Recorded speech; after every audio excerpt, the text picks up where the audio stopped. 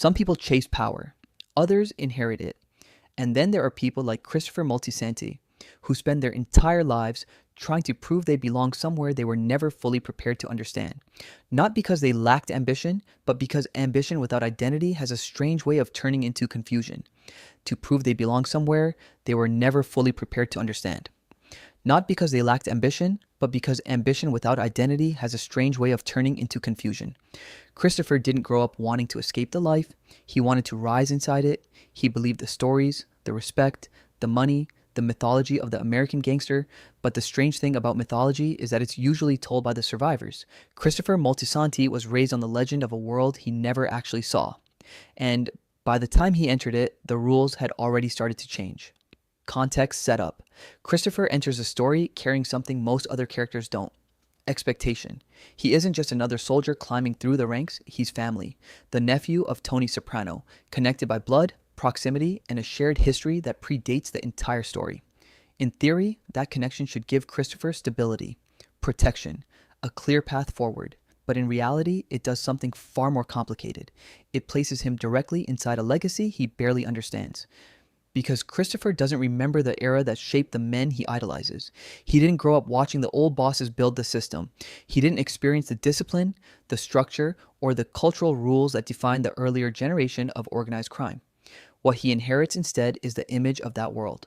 Stories told after the fact, romanticized versions of men who were far more brutal, disciplined, and calculating than the legends make them appear. To Christopher, the mob life looks like success, like recognition, like belonging. But what he's really stepping into is a fading institution already struggling to maintain itself. And that difference matters. Because Christopher isn't chasing power, he's chasing the idea of power, and those two things rarely end the same way.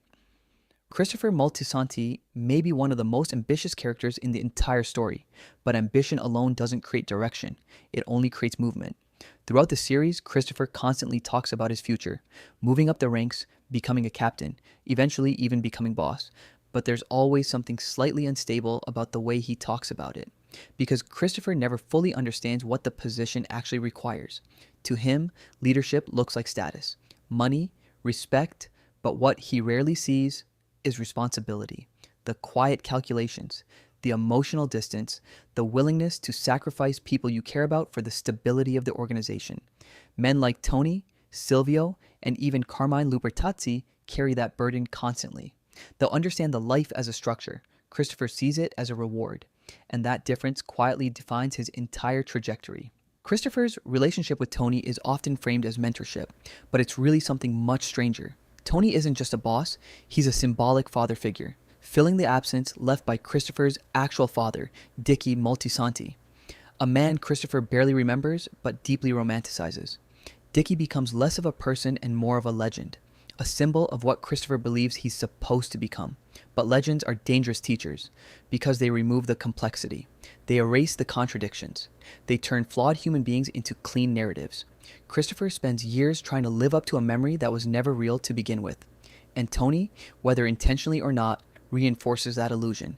He constantly tells Christopher he has potential, that he could be something important, but the encouragement is often paired with criticism, disappointment, humiliation, moments where Tony reminds Christopher exactly how fragile his position really is.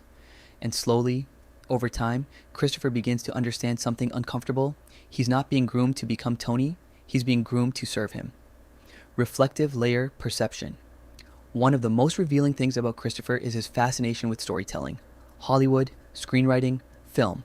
At first, it feels like a strange hobby for a mobster, but the deeper you look, the more it begins to make sense.